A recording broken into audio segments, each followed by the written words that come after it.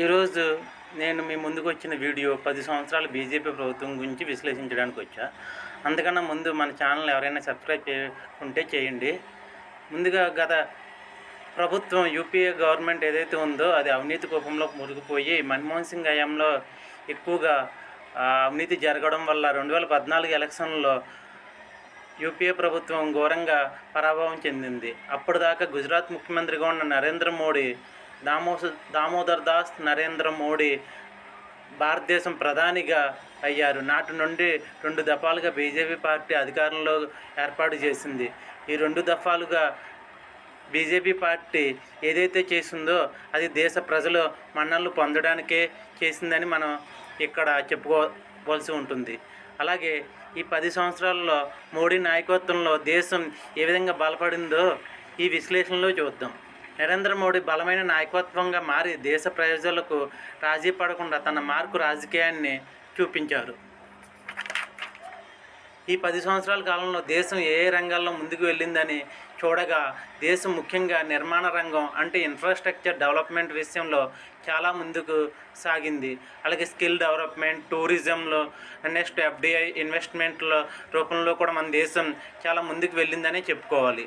ఇందులో skill development means made in India అని నినాదంతో మ్యానుఫ్యాక్చరింగ్ సెక్టర్ మన దేశం చాలా డెవలప్ చేసింది, మన గవర్నమెంట్ చాలా డెవలప్ చేసింది. అలాగే దేశ ప్రజలను మెరుగైన విద్య, వైద్యం, గృహ నిర్మాణం సంబంధించిన పథకాలను ప్రవేశపెట్టి ప్రజల యొక్క ఆర్థిక జీవించే విధానాలను మెరుగుపరిచింది. అలాగే దేశంలో ఉన్న ప్రతి వ్యక్తికి ఈ 10 సంవత్సరాల కాలంలో ప్రత్యక్షంగానూ పరోక్షంగానూ ఏదో రకంగా మేలు కలిగేలా చేసింది.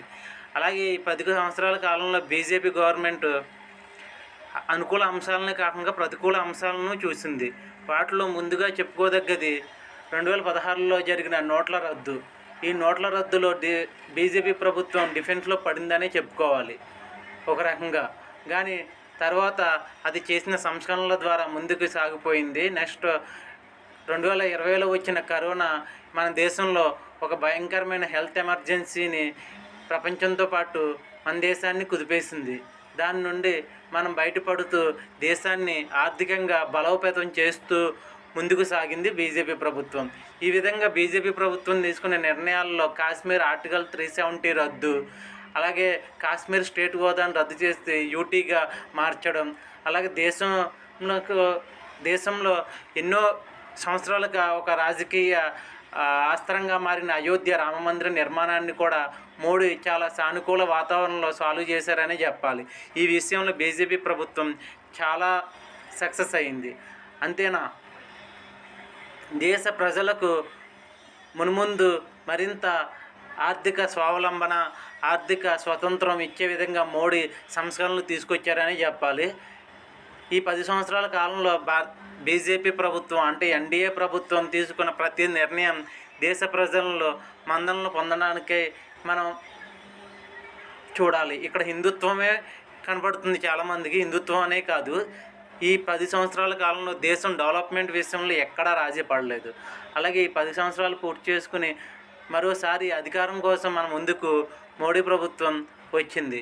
ఇక్కడ మనం అబ్జర్వ్ చేయాల్సింది 10 సంవత్సరాల్లో మనం ఏదైతే చూసామో అది మరోసారి నిర్వీర్యం కాకుండా వేరే వ్యక్తుల్లో పెడితే ఈ దేశం ఏ విధంగా వెళ్తుందో మనకు తెలియదు. ఇక్కడ ఈ 10 సంవత్సరాల కాలంలో మనం అవినీతితో పాటు ఉగ్రవాదాన్ని కూడా మన ప్రభుత్వం ఎదుర్కొంది. ఉగ్రవాదాన్ని కూడా చాలా చాకచక్యంగా నిర్మూలింపజాగింది. అలాగే ఇక్కడ మన దేశంలో ఎన్నో సంస్కరణలు తీసుకొచ్చిన ఈ మోడీ ప్రభుత్వాన్ని మరోసారి మన ఓటు అనే ఆయుధంతో నిలబెట్టే ప్రయత్నం చేద్దాం. ఇక్కడ మన ఓటు ఒక బలమైన నాయకత్వాన్ని నిలబెట్టాలి తప్ప స్వార్థపరులైన రాజకీయ నాయకుల చేతుల్లో పెట్టి దాన్ని వారి చేతుల్లో అసమర్థ పాలనకు అస్త్రంగా చేయొద్దు. ఇదే నా విన్నపం.